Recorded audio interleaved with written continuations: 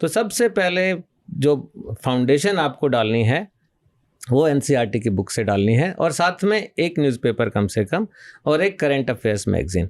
बस इतने से आप तैयारी शुरू कर लें। 3-4 महीने में फर्स्ट उसमें राउंड में आप एनसीईआरटी की सारी किताबें ख़त्म कर दें, साथ साथ एक मैगजीन और न्यूज़पेपर पढ़ते रहें। That is step 1। Then second step में आपको जो कॉमन बुक है, पॉपुलर बुक है, या जो रिकमेंडेड बुक है अलग अलग सब्जेक्ट की, कुछ हिस्ट्री की हैं, कुछ पॉलिटी के लिए हैं, तो एनसीईआरटी के बेस के ऊपर आपको ओवरले करना है स्टैंडर्ड बुक से। तो जो चीज़ एनसीईआरटी में छूट गई थी आपकी, वो उस स्टैंडर्ड बुक से पढ़िए, पर अगेन एक सब्जेक्ट के लिए एक स्टैंडर्ड बुक से ज़्यादा मत पढ़िए, और साथ साथ आपका न्यूज़पेपर और ये चलता रहेगा। तो अगले 3 महीने में आप इस पे कर दीजिए। एक आपने एनसीईआरटी पूरी कर ली, फिर आपने एक एक स्टैंडर्ड बुक से जो भी गैप फिलिंग था वो पूरा कर दिया, साथ में आपका करंट अफेयर्स चल रहा है। उसके बाद मॉक टेस्ट दीजिए। मॉक टेस्ट के 1-2 राउंड दीजिए, देखिए कि आप कहाँ पे कमज़ोर हैं, तो देन स्टार्ट रिवीजन अकॉर्डिंगली जहाँ पे आप कमज़ोर हैं।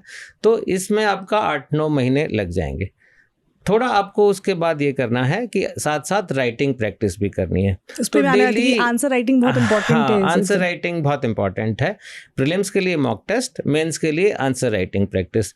तो ऐसा नहीं सोचें कि प्रीलिम्स देने के बाद आप मेंस की तैयारी शुरू करेंगे।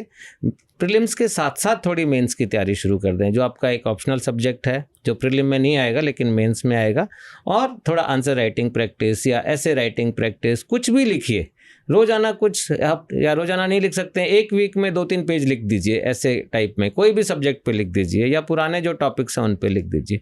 तो ये आपका साथ साथ तैयारी चल रही है आपकी प्रीलिम्स की भी और मेंस की भी। तो जब प्रीलिम के लास्ट के 2 महीने बचते हैं, 2 से 3 महीने, उस समय जोरदार तैयारी टोटली प्रीलिम फोकस्ड करनी है, फिर मेंस को छोड़ देना है।